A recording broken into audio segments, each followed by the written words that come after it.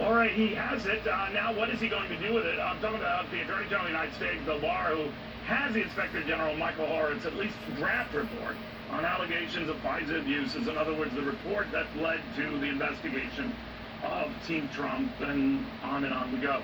Mark Meredith at the White House with more on all of this. What do we know, Mark?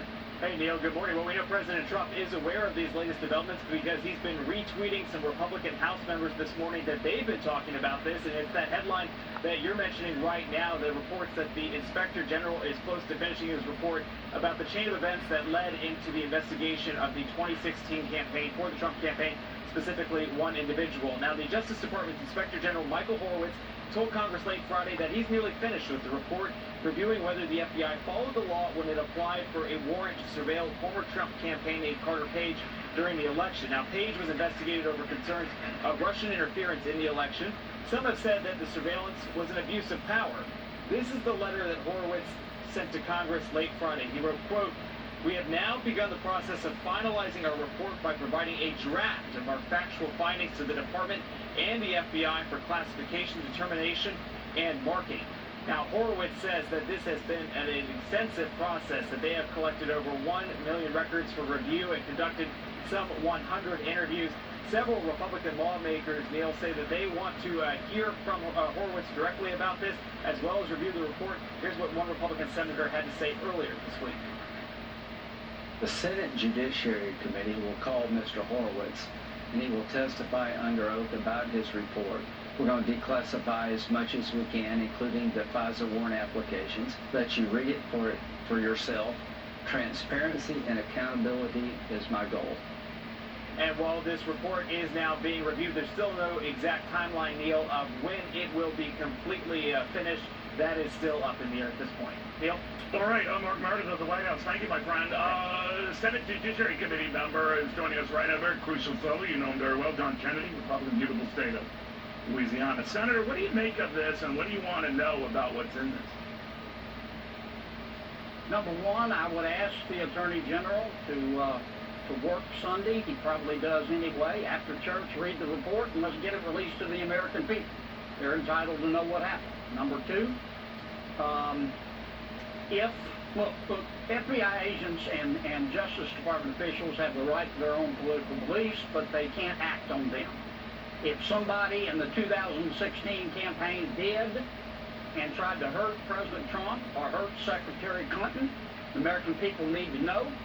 They need to be dismissed from the Justice Department and the FBI, and if necessary, they need to be prosecuted with great vengeance and furious anger. We need to get this behind us and restore the credibility of the FBI and the Justice Department. Now, if somebody didn't do anything wrong, nobody did anything wrong, then let's tell the American people that. And I'm interested in having the Judiciary Committee get into this, but first I want the American people to have a chance to read the report. All right, Andy McCabe's lawyer, and of course the former deputy FBI director, his lawyer is indicating that prosecutors should drop this probe because his client has not been indicted for lying to investigators. We really don't know the full details of that, do you? No, but I do know this.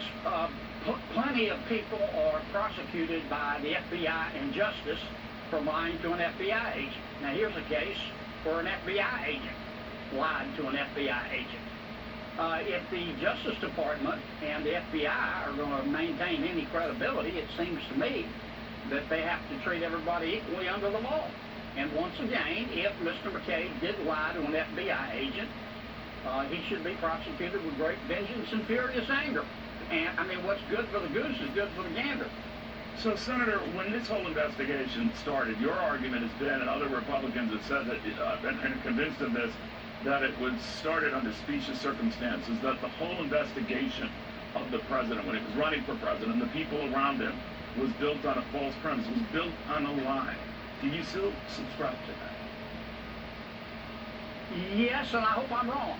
But here's my suspicion. There were a handful of men and women at Justice and the FBI who acted on their political beliefs. Now, some tried to hurt the president. I think some of them tried to hurt Secretary Clinton. Mr. Comey, I'm not alleging it, but he could have tried to hurt both. The American people need to know The American people are smart enough to figure it out, but they've got to have the facts. Stop the speculation and the innuendo. Attorney General Barr, read that report, send it back to our Inspector General, and let the American people see it. If I could switch to the threat of Russia and all the back and forth, which is so intrinsic in this probe. As you know, Senator, I had Jim Mattis here. As you know, he's promoting a book, the former defense secretary, who was saying, I'm still very worried about Russia. I don't call Vladimir Putin a friend. I call him a threat. I'm paraphrasing here enough to say that he'll do it again. He'll be involved, and Russia will be involved in our 2020 campaign. What do you think of that? I trust Russia and China and Iran and North Korea like I trust a Jussie Smollett police report. You can't trust them.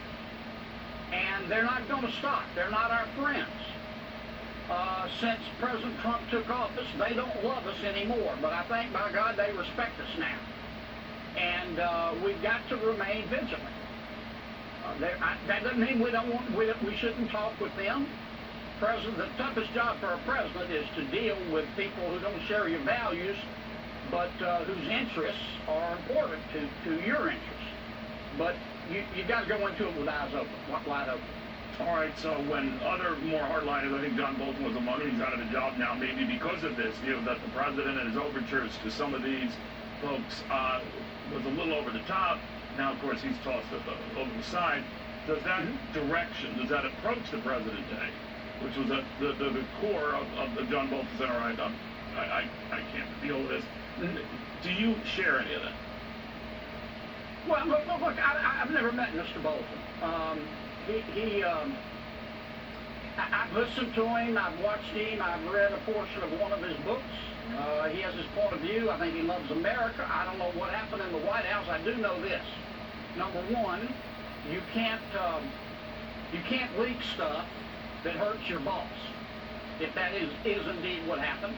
Number two, I have great respect for Mr. Bolton, but presidents, any president, is entitled to surround himself with advisors of his or her choice. And those are the rules. Mr. Bolton was not the president. The president is the president, and he has the right to change horses. And he did. And he did indeed. They will serve at the pleasure of the president, no matter who he is. All right, thank you, Senator. Very good seeing you. Thank you. All right, Democrats took a very big